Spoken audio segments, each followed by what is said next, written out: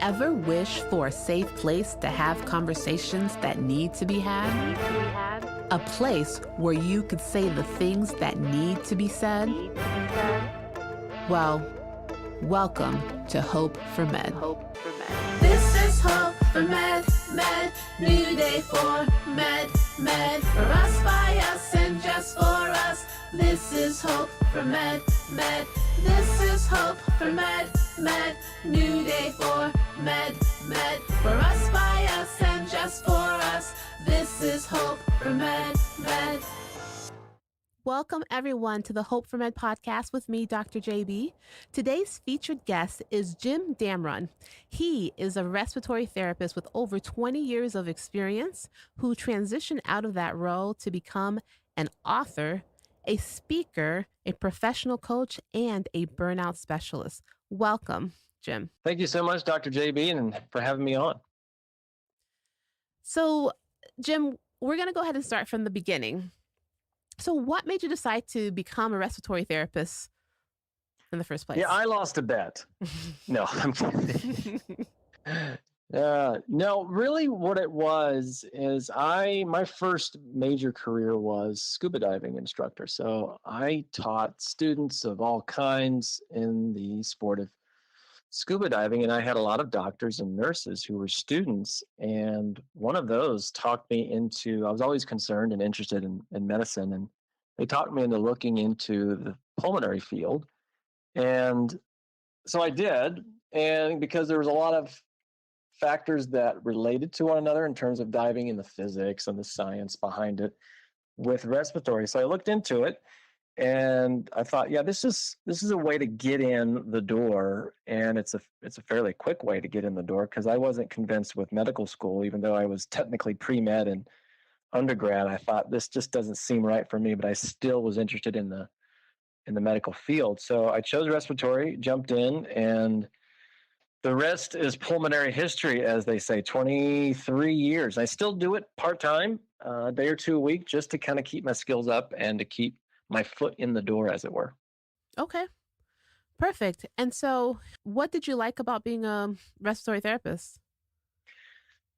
I think the best part was it was a specialty in that you were very specialized in one particular area. And I like the idea because I am that jack of all trades, master of none thing.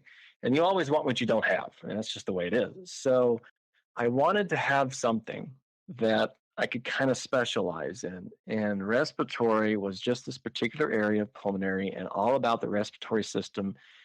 And getting into it, I realized, I'm the expert, or should be the expert, in this particular area, whether it be mechanical ventilation or whatever area you want to choose, hyperbaric medicine or asthma, whatever it is in that particular area, I would be the potential expert in that.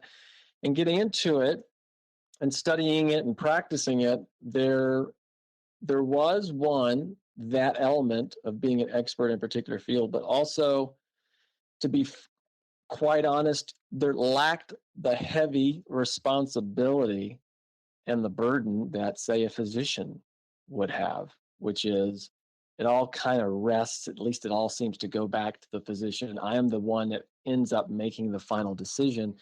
And there was a sense of release of that. Speaking of burnout and all that, there was a sense of, I don't have to take it to the ultimate end, because it ultimately relies on a physician, and I'm there to assist that in any way I can. So there was a little bit of a burden that was mitigated in that sense. So that's a couple of the reasons why I still like and still enjoy helping people in a particular area, but also I don't have a lot of the stress that some other people in the medical professions do, as you can relate. Yes, indeed. But despite that, you experienced your own personal burnout. Yeah, I was a very common statistic in that a lot of people that burn out do that very early on in their career. And there's multiple reasons for that, one of which is a lack of competence. Even though you quote unquote know how to do something, you don't have the experience to understand the ramifications of what you're doing and to deal with the loss and all the things that you experience in the medical field. And I mean, to oversimplify it, I think the main reason why people burn out is unmet expectations. They have this idea of what's expected, what's going to come about when they join the medical field, whatever area it is they join. And when I got into respiratory, I had this ideal of what it was going to be like.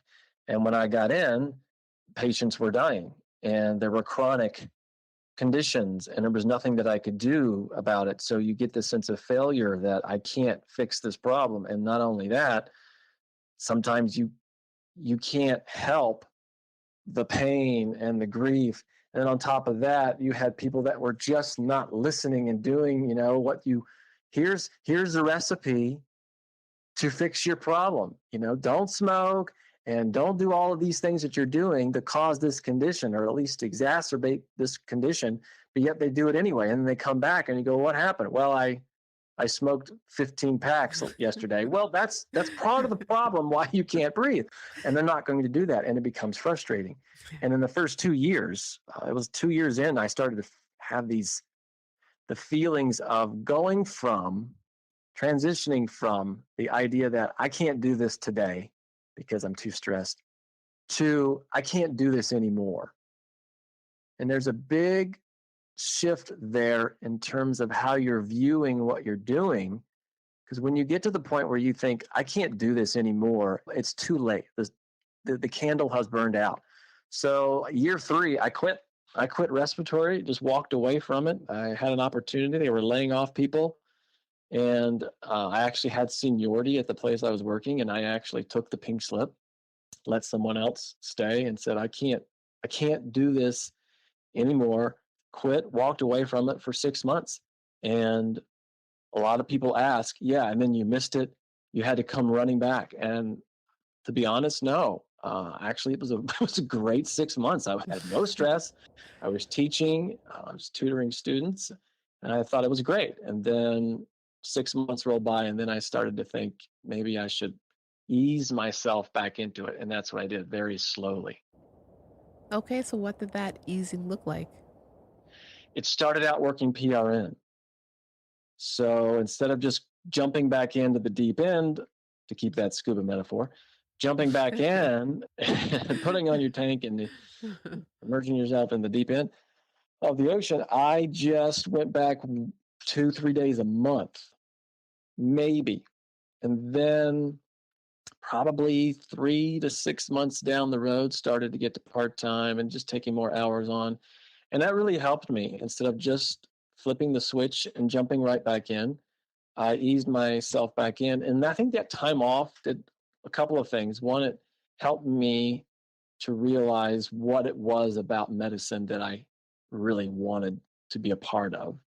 And it's often only after you have time to stop and reflect on a situation that the significance of it becomes clear. And part of that time off, I did stop and think, what do I want to do with why did I want to get into medicine? And remembering the why that you got into it and holding on to that helped me face the problems that occurred as soon as you walked in, because the problems didn't go away. Mm-hmm. Just the way I handled it was better. And when you sat down to reflect after taking some time away, what was your answer to that why? Couple of things. One was, looked at the expectations, and some of it was perspective in that, as you grow older, you get a couple of gray hairs, you realize the world doesn't revolve around you. And I know that's a shock to some people, and it was a big shock to me. Wait a minute. Why is it everything about me? And, as you get older, you realize through experience, because there's no substitute for experience. Mm-hmm. There's no substitute for, we all face this, especially if you train others.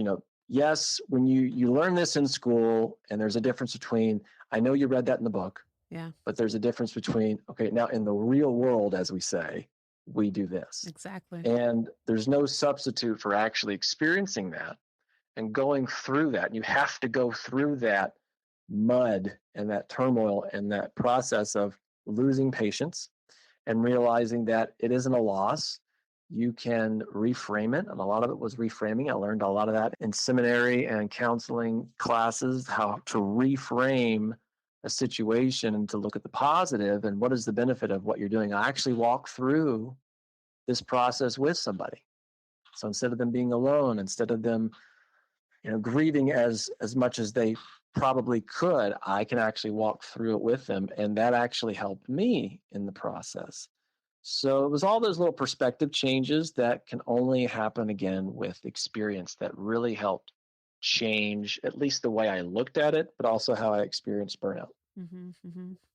So, part of these exaggerated expectations when coming into medicine was your view when you got out of respiratory therapy schooling that you were going to enter into the hospital and you were going to be able to save every patient that you saw. Was that kind of your vision?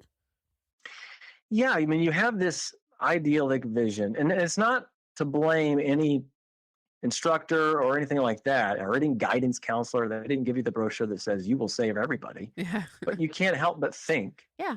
that I'm going to go in, you can't breathe, no problem. I'm going to tube you, put you on a ventilator, fix you, get you off, and you're going to go home and you're going to thank me and you're going to hug me.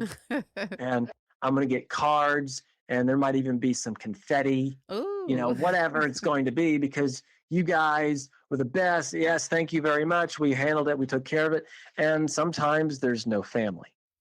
And Mm. sometimes you do everything for the patient and they yell at you. Yes. And you go, well, wait a minute, this isn't how it's supposed to be. I just saved your life. Well, why did you do that? You're complaining. And why did you break my rib? Because your heart stopped. And you have this unexpected reality that you couldn't even begin to imagine going into this field. And I had this idyllic vision, but I also, on top of that, kind of had an idea that I can handle this, because I didn't go into it as a teenager. I mean, this was a second or even third career for me, because I was teaching in the science museum. I was the dive instructor. And then I thought, well, I'm not a child here. I was mid-20s at the time. I can't remember. Golly. That's what happens when you get more gray hairs. You can't remember the age. And I said, well, I can handle this. I can handle the loss. I can handle what's expected of me. And I'm a very laid back person as well. So I thought, well, this is no problem. And then when you start experiencing these feelings of, I don't want to do this anymore. And then when you're 2 years in, you go, what's wrong with me that I want to quit? What's wrong with me that I can't handle this? Maybe I'm not as strong as I thought I was. And maybe this was a wrong choice. Wow, how did I make such a bad decision? So you start to deconstruct yourself and think about all the mistakes that you possibly make, instead of looking at this and saying, all right, what did I learn from this? What can I get from this moving forward? So that takes time, and that takes growing. Some people, well, not even some people, many of us, right? We go through this, I call it a roller coaster ride, where we have our highs. Oh, yeah, I love what I'm doing. This is fantastic. What a great decision. Then we have our lows. Why am I here? Why did I come back? This is my last day. And those highs and lows can vary in various heights until finally you get to the point where you're like, I'm done. And so, in terms of determining the severity of your burnout, like how does one go about realizing, actually I am actually experiencing burnout and it's pretty severe. That's a great point, that we're all going to have the highs and lows. I mean, you're going to go into work, and how was work today? It was amazing. I mean, I did A, B, and C. And then some days are just horrible. And for me, it became a point where there wasn't any ebbs and flows anymore. It was all low. Mm. And it was a continuous low. And there was no more roller coaster. It was just down, and it just kept going down. I didn't have good days. I just had bad days and worse days. And I said, to myself, you can't continue to do this, because you start to feel and think. I mean, I noticed the change in my personality. I was getting more cynical. which is that's part of the emotional exhaustion of depersonalization. You start going, I don't even want to be around other people. So burnout is characterized by emotional exhaustion, depersonalization, and a low sense of personal accomplishment. And any one of those is bad. Yeah. Two of them, careful. I was all three. I was exhausted. I mean, I would get up in the morning, my first thought was, I have to do this because I have to eat. And then it was, if no one could talk to me, I could just go in, do my work and leave. It would be a good day. And I thought, well, that's horrible to want to think and feel that way. Yeah. And then probably what did it for me was I got to the point where I thought no matter what I did, it doesn't even matter. And I'll share a quick story with you. This is actually after I burned out and came back, that I was in a multidisciplinary rounds, which is pretty common in critical care and ICU, where all the disciplines get together and discuss the patient of the day. And hey, what do you have from speech therapy and from respiratory and from nursing perspective, wound care, all these add into your 2 cents so we can get a better understanding, a better picture of the patient care and how to move forward. And it came to respiratory. I was standing there and I said, did anybody have anything to add from a respiratory perspective? And I said, yes. And I started to speak and I got cut off. And they just said, well, somebody else started to speak. It was actually a physician, started to speak and said the 2 cents from the respiratory and just moved on. I thought, well, that was rude, but things happen. Same thing happened with the second second patient. And I thought, I felt like Chris Tucker. Do you understand the words that are coming out of my mouth? I'm trying to speak here and no one's even paying attention. So I actually did this. I'm not making this up. So I looked at a colleague and I said, I'm going to try something. She went, okay. So we got to the third patient and they said, does anybody have anything to add from respiratory? And I said, I do. And I started to quote, Mary Had a Little Lamb, the nursery rhyme. And I said, Mary had a little lamb and her sheep was white as snow. And everywhere that Mary went, this lamb was sure to go. And not a soul, except for the person standing beside me, acknowledged that I was even quoting a nursery rhyme. They just got to themselves, moved on to the next patient. And she just looked at me and said, I can't believe you just did that. And I can't believe that they didn't hear you. So all of that became ammunition that said to me, what I do doesn't even matter. And that's unfortunately not uncommon for allied professionals because we all are often looked at as techs and technicians, and you're there for the physician to tell you what to do. But more and more physicians are feeling like this because healthcare has kind of shifted from this idea of paternalism, which whatever the physician says, that's what we're going to do because we trust the physicians, we trust the medical practice. But now we have Dr. Google and all of this other information that everybody assumes is correct, and that pendulum has swung to individual autonomy.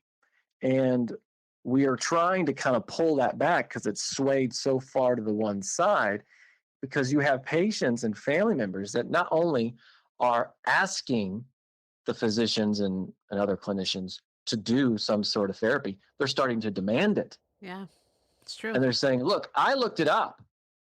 Dr. Google said that you can do this. And, the physician and the other teammates are saying, well, I understand what you're saying, but we can't do this. And they're saying, no, you're going to do this. And then there's the fear of litigation.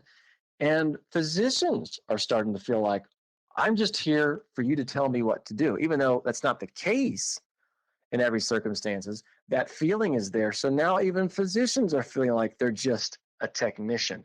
And I think that's part of the main reason why physicians are starting to burn out. It's because what I do doesn't seem to matter, because all I'm here is for you to tell me what to do or demand some sort of intervention. Wow. We have to take this conversation back just a little bit, back to your Mary Had a Little Lamb. What? Like you were not mumbling. You were actually speaking loudly enough for everyone to hear it, and only the Yes. person next to you acknowledged what you said? Yeah.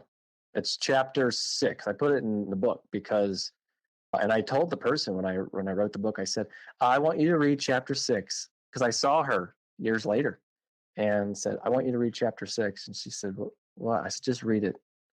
And she read it. She went, oh, that was me. I remember when you did that. Yeah.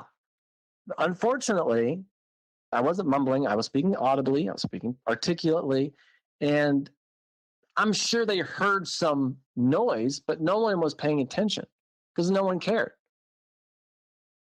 And the unfortunate / fortunate problem with that is I had the director, because I stopped going to rounds. And the director came to me one day and said, we need you up there. I said, no, you don't. And it's insulting for me to be there because no one is listening anyway. And she said, well, you really need to be there. It's part of our job. I go, okay. So unbeknownst to me, she was there. I don't think she was there that day, actually. So I don't want to assume she was, but I know she was there when it happened. I don't think she was there when I was quoting. Thank goodness she wasn't there when I was quoting the nursery rhyme.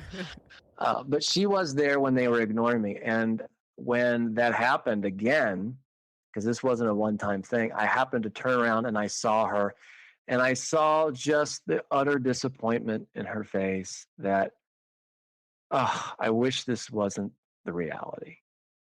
And it was. And it wasn't just that. There was other moments where, and I don't want to blame anybody in particular. It's part of the healthcare culture that we're in. Everybody, we're so compartmentalized. And let's be fair, folks. Ultimately, it still falls on the physician. And the physician, it's easier sometimes for the physician just to go in, push the buttons, change the IV setting, change the vent settings, just do it real quick, and then go back out and tell whoever they need to tell, this is what I did. Instead of asking the person to go in there and do it. Yes, it's not as professional as you would like, and it's a little demeaning, but I can see why they do that, because at the end of the day, it all falls on them. But that's just not ideally how it should be. Yeah. I know for me, times where I've been tempted or have done that myself is when there's a delay, because as physicians, we're a little impatient at times, right? And so, for instance, I'm in the emergency department, and I have a patient who's decompensating in front of me, and RT's not there. And I'm like, I need this patient on BiPAP stat, and I have no idea where RT is. Then I'll grab it, and then put it on myself, right? Because I need to take care of my patient that's decompensating in front of me. But if RT happens to be in the department and they come right away, then of course, this is all you, right? And so I can understand situations like that. But when you were rounding, like, that's just completely mind boggling to realize that people actually go through that. People actually have these experiences in the hospital when they're doing interdisciplinary rounds. That is this just like an anomaly? This only happened to you? No, it's funny that you mentioned that. And you're correct. I mean, ultimately, this is all about patient care. And if the right person isn't there, you got to do what you got to do. So I waited. I'm not going to wait 20 minutes and compromise patient safety and patient health to do what is probably the most professional thing to do. No, the most professional thing to do is to save the patient's life, and you weren't there, so be it. And we can blame that on the multiple reasons, but part of it is, of course, the culture. The physician is, you have to see 100 patients in 5 minutes. And ER times that by 10. You have so much demand. And to oversimplify, at the risk of oversimplifying, that's what burnout is when demands consistently exceed resources. So when you're in the ER, how many times can you count where you're in the ER and you go, hey, where's all the patients? No, you have twice as many patients that you could possibly see. Yeah. Everybody's always understaffed. Yep. Because that's part of the culture of healthcare. And you have to think about the patients first. So yeah, it happens that you have to wait and you can't delay. And that's frustrating because you want what's done now, because talking about patient health. So yeah, I can completely understand that. And that's nobody's fault in particular, other than it's probably more just the culture, again, of healthcare. But back to what you said with being ignored. That actually did happen to a nurse practitioner, friend of mine, where we were doing multidisciplinary rounds. Sorry, this was funny because it happened to somebody else, thankfully. And the physician asked about, cause we also had the virtual screen there, and the physician asked about a particular medicine. I can't remember what it was. I don't know if it was Haldol or something. And the pharmacist was there. And he said, can we get 10 milligrams of it? Do they make it in 10 milligrams? And the nurse practitioner, who happened to be in palliative care, said, yes, they do make 10 milligrams. And I don't remember the actual dosage, but let's just assume it was 10. Yes, they do make 10 milligrams in that particular medicine. And the pharmacist goes, I'm not 100% sure. Let me look it up. And then she kind of looked around and went, they do make it. Yes. And she was 6 feet away. She wasn't 100 feet away from this guy. She was right there. And she said, they do. I've prescribed it. I know they have it. They do have 10 milligrams. And the pharmacist was standing right next to the physician, and he's looking and go, well, they make 5. Let's see. They have a 15. We could probably take the 15. And she's looking around and she makes eye contact with me. And I said, maybe you need to speak a little louder. And I said, maybe you need to raise your hand. And she said, hello. And then she finally got everybody's attention, said, they do make it. But it took her 3 times to say that.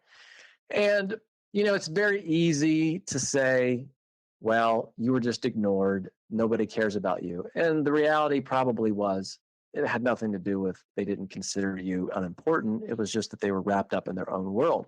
But it just goes to show how we don't listen often to, we're so wrapped up in our own world that often we don't listen to other people. And it could be something as simple as a simple question, or some people could look at multidisciplinary rounds and go, well, they just weren't paying attention to you. But what if you're doing that to your patient? And the patient is saying, I'm having a problem with this. And you're so focused on the algorithm in your head and said, well, you're having a pain on the left side. It could be any one of these 4 things. Here's what we're going to do. We're going to get a chest x-ray. We're going to get a film. And then based on the results of that, then we'll go to plan B. Okay. All right. We'll be back. We'll have a technician to come in and get the chest x-ray. We'll be back in a few minutes. And go, wait a minute. What if you could just spend another minute and get to know what's really going on? Maybe that's the presenting problem, but that's not the real problem hiding underneath. And, people would argue, I can't do that because I'm under so much pressure, so much demand for my time. I have 20 people that I have to see at 8 o'clock. And I just don't have the time to spend. And I get that. Yeah, when you think about the pressure, right? We all have these metrics that we're supposed to be abiding by. We need to get the patient in and out by a certain time. We need to be in the room by XYZ. So if you spend that extra time in room 1, for instance, then you won't be able to get to room 2 by 15 minutes from the time they get to the door to the room, and that's what we have to kind of juggle as healthcare professionals. Exactly. So do you feel like this feeling ignored, does that contribute to burnout? Oh, absolutely. Because that's that third leg of it, which is this feeling that what I do doesn't matter, that I don't contribute anything. And I got to the point where I felt like I'm just pushing buttons. I mean, when you're micromanaging and telling me to go and do this, do A, B, C, and D, and you go, well, anybody can go in and change a button on a ventilator. Anybody can go in and turn a knob on a flow meter. I mean, you don't need a degree to do that. What I can do is look at the patient and try to figure out a way. And those who don't remember analog radios, where you try to dial in that station, you didn't have it in digital, it's trying to fine tune this machine to better suit the patient's needs and demands, which changes all the time. And I took pride in that. I took pride in trying to sit down and figure out how best can I manage this patient's disease. And it's not just about pushing a button, getting some blood work, and going with it. No, it's an art. That's part of the art of medicine and the skill. There's a balance there. And I felt like the art was just disappearing, and I became just a technician again. I'm just here for you to tell me what to do, and you don't need any expertise to do that. I go, you don't need a degree to do what I'm doing now. Anybody can do this. And again, I started to see that in the physicians, where the patients were saying, give him this, do this. And you go, well, what do you need me for? You don't need my medical expertise. And I see that doing ethics consultations where the family is demanding something be done. And the physicians are saying, no, we can't do that. And there's this tension, and they're almost looking for risk management and administration and ethics as tools to show the family extra ammunition, if you will, to say, no, we're not technicians. We actually have a degree. We are medical experts, and we feel this is the best course of action. And that's often what I do with ethics consultations, is to say, here's the options medically. Based on those options, family, what do you think is the best course of action? And I'll give you an example of that happened. Try to be as vague as possible to prevent any conflict of interest and not say anything that I shouldn't. But I've had, the brain death cases. And I had a case where the physicians were saying, the family is refusing to allow us to remove the ventilator. And this is happening all over. This is why it's one of the subjects that fascinate me the most. And so I went and talked with the family, and I said, what are your options? What do you think your options are? I mean, this child, unfortunately, it was a child, was clinically diagnosed, apnea test, everything, is dead by neurological criteria. And I asked the physician prior to walking in, what are the options here? I mean, I'm pretty adept at this information in this situation, but I'm going to ask you. And he goes, yeah, there's nothing. The only thing that we do in a situation like that is we allow for reasonable accommodation. For example, well, I'm waiting for Uncle Henry to come in so he can say goodbye. We can do that. We can allow for that. And some states like New York and I believe Illinois have actually put in their bylaws a couple of days, an actual time period. And I went in and asked the family member, I said, what do you think your options are? And she said, well, we're going to wait and see how, what we can do. We're going to try this. We're going to try that. I mean, she gave me 3 or 4 options. And I said, you think that we have those options available? She said, yeah, that's what the doctor said. I said, ma'am, the medical options that I just discussed with the physician were 0.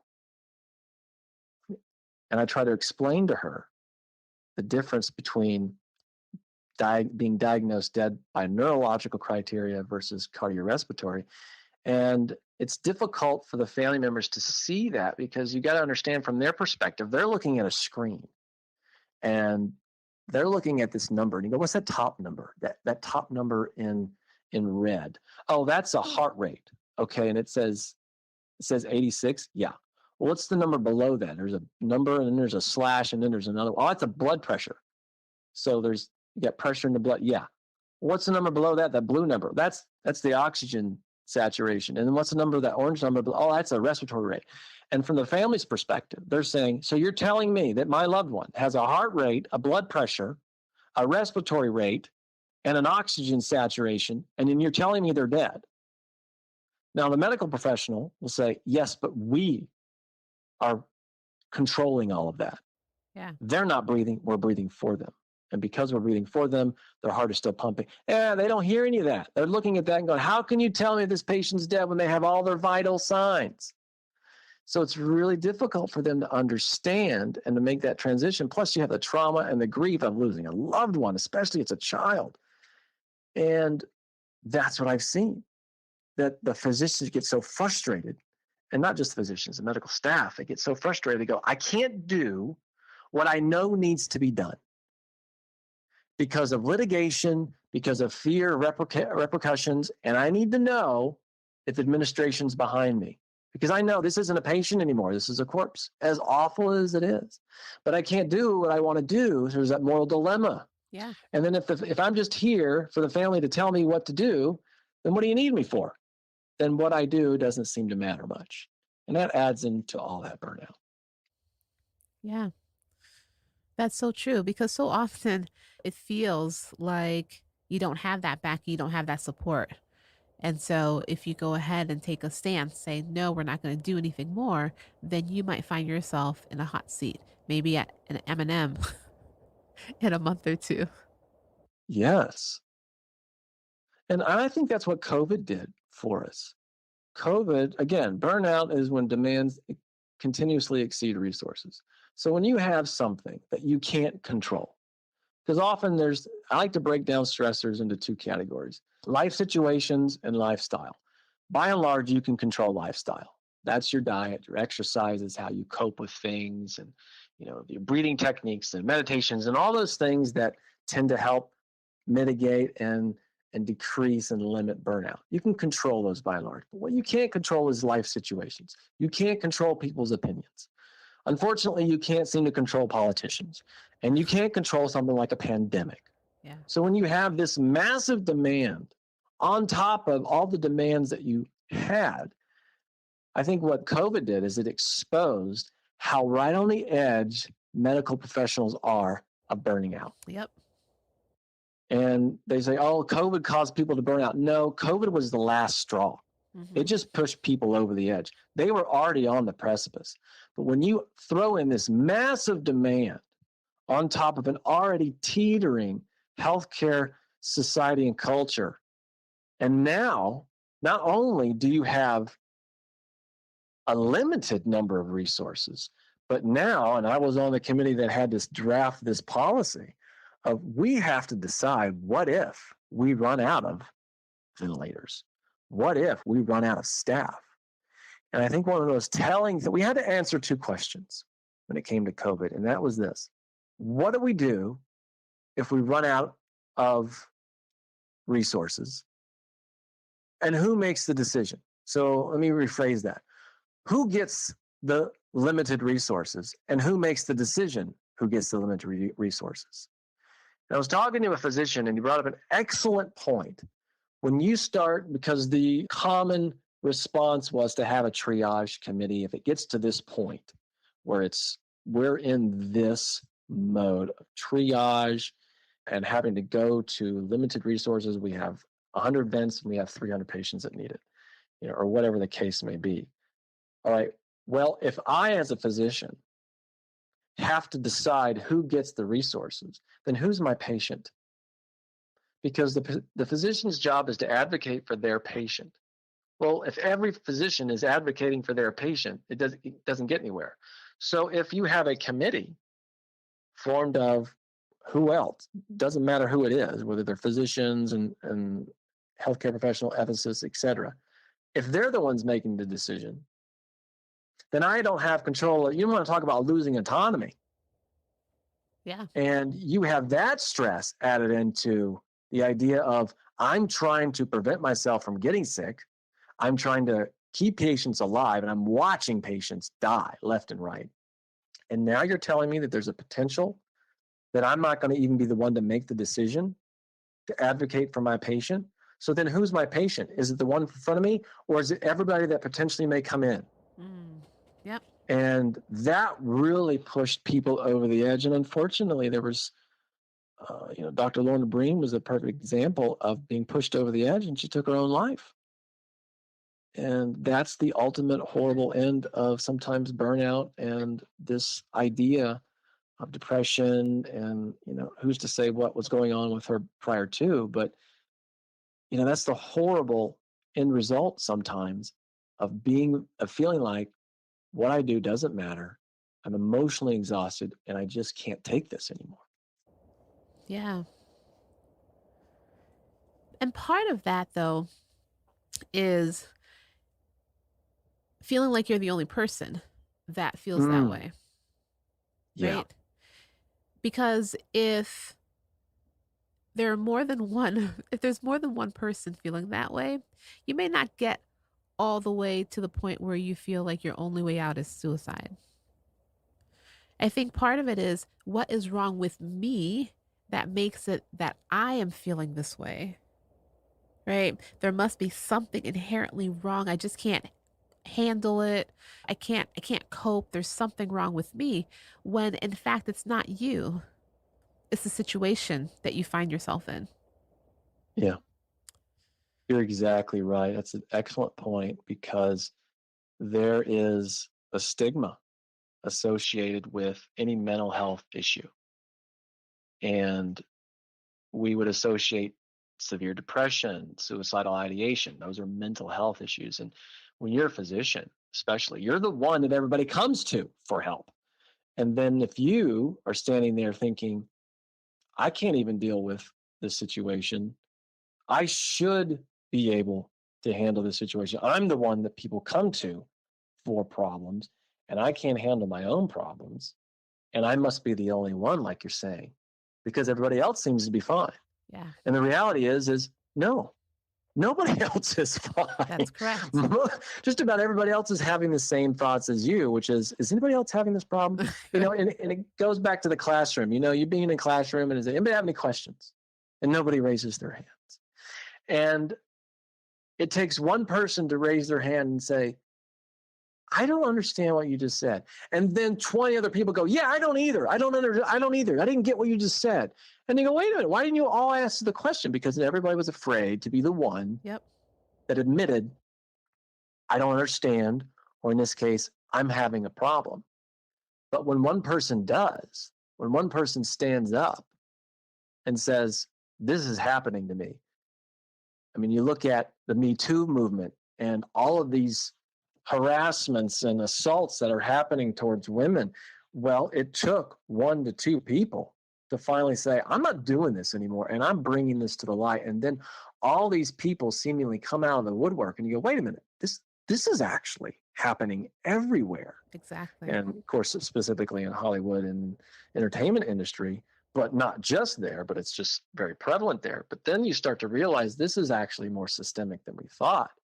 And I'm not saying that every physician experiences, or every healthcare professional experiences, suicidal ideation. I mean, there's plenty of statistics out there that says that physicians are a little bit higher than most vocations.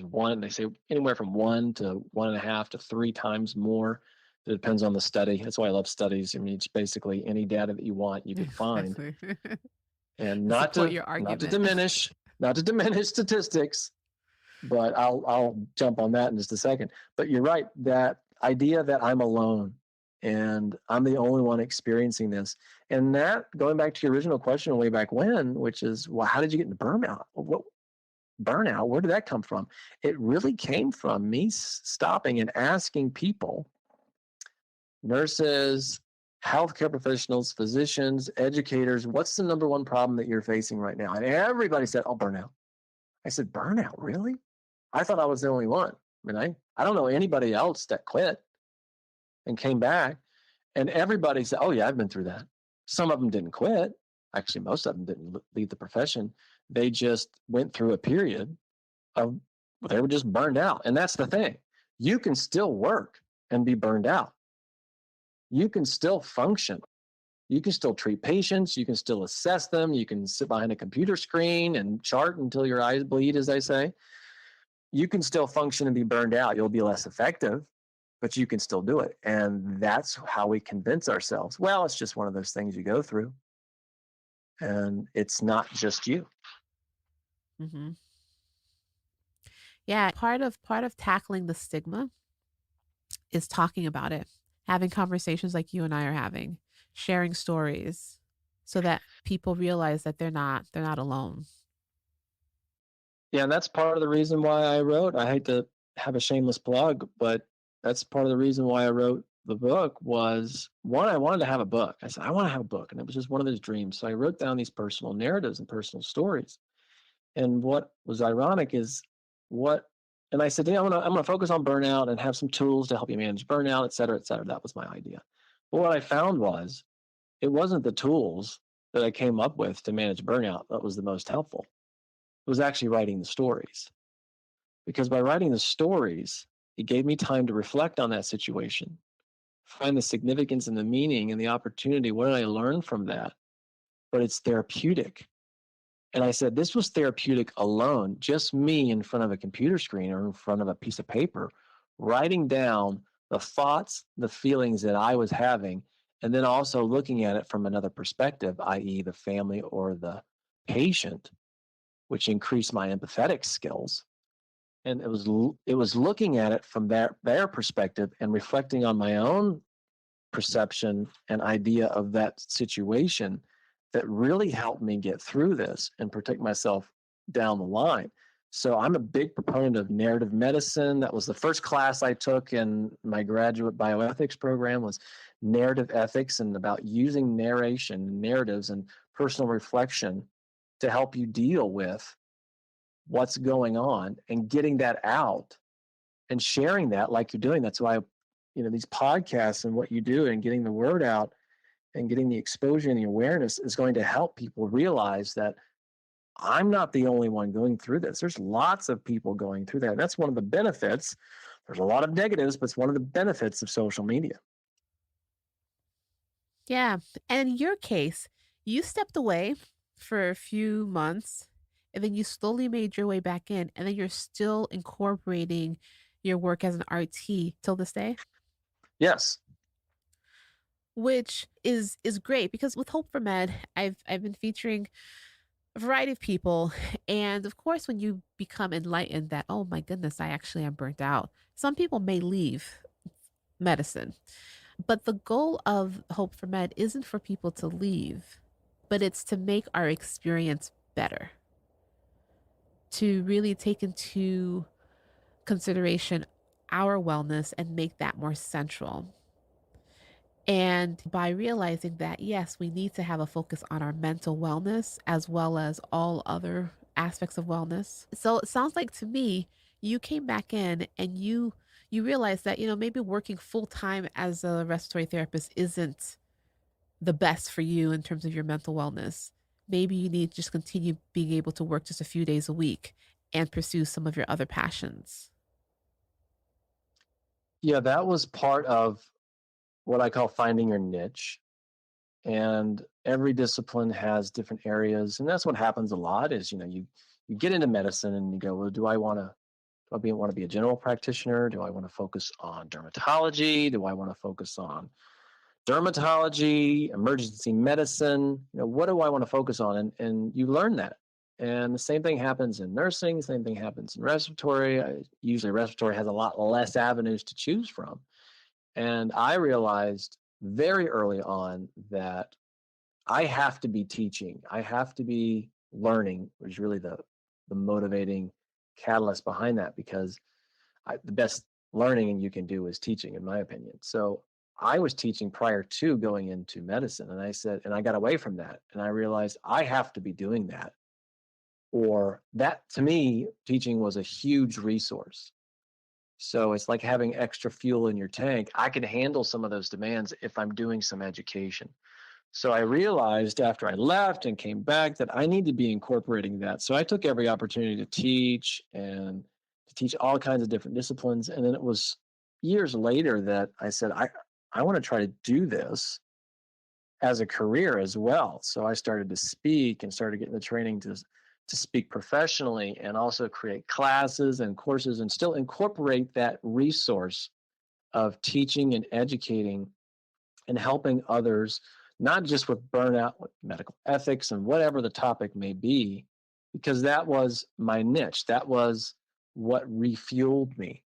And unfortunately for me, it took actually walking away to realize that. And, you try to prevent that for others, which is another wonderful benefit of having this podcast, is say, what things can I do to help me prevent from getting to that point, but also not just to stop from burning out, but maybe to actually excel and to really get to the point where I'm actually impacting others and not even having to worry about. My goal is to help people to get to the point where burnout isn't even an issue. Yep. So one last question is about your involvement involvement with ethics. How did you get involved with the ethics? Yeah, ethics was always a passion in terms of, I have a background in theology and this idea that we ought to behave in a certain way. And I thought, well, how do we incorporate that in a pluralistic world? Because here we are in a healthcare setting, and we're saying this is ultimately what we're saying is this is how you ought to behave. And we have the medical boundaries or the ethical boundaries of the principles of bioethics, which is pretty universally accepted, of autonomy and beneficence and non-maleficence and justice. And those are our boundaries to help people behave and act accordingly and ethically. But how do we break that down to individual situations? And I kept seeing, and I'm going to go into further research in this area of different belief systems and saying, well, I know that's what you, Mr. Doctor, Miss Doctor, say I should do, but my belief system says I'm doing this. And how do you merge the two? I mean, how can you sit there and say, well, they're right, you're wrong. You're right, they're wrong. And the reality is, it's not really a right or wrong. The medical ethics is just all gray. The right and wrong thing, the black and white things aren't even an issue. I want an antibiotic to treat this cold. No, doesn't work. Okay, well, I have an earache. We're going to cut off your foot. No, that's complete futility. This doesn't work. We're not going to do that. But what about all the different areas of gray? What would be better? So I was fascinated with the idea of what's the best course of action for this particular situation. But it's still based on objective ethical guidelines. It's not all subjective. So that's why I like to have, and ideally you have the medical professional saying, this is our medical objective options. Based on those medical objective options, subjectively, patient or family, which options do you think is better for you? So there's the objective element and the subjective element. And that fascinates me of trying to get them, and everybody, not just the family or the patient, but also the physician. How do we get to a point that we can agree on the best course of action? And it might be a decision that the medical professional would say, well, I wouldn't do that. I would choose to go through chemo, for example. And then maybe the patient says, no, you said 50-50 chance. I'm not going through that because I'm tired. I've been through that before. I'm choosing not to. And it's coming to that agreement. And I always find that fascinating because at the very end of the day, we're trying to do what's best for everybody, especially the patient. Yeah. Those experiences are quite draining from the healthcare professional's standpoint. Those are hard conversations to have. And it's great to have somebody like you to help guide us through these difficult situations. Yeah, it's a resource.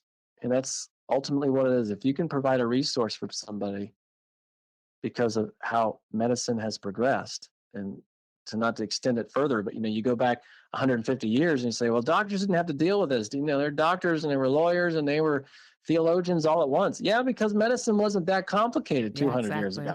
Yep, not that complicated.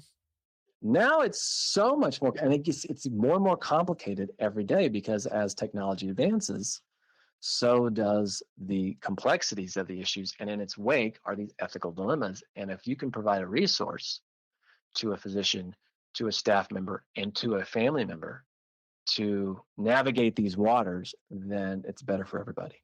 Mm-hmm. And the provision of resources helps with these ethics consultations, and the provision of resources helps with burnout.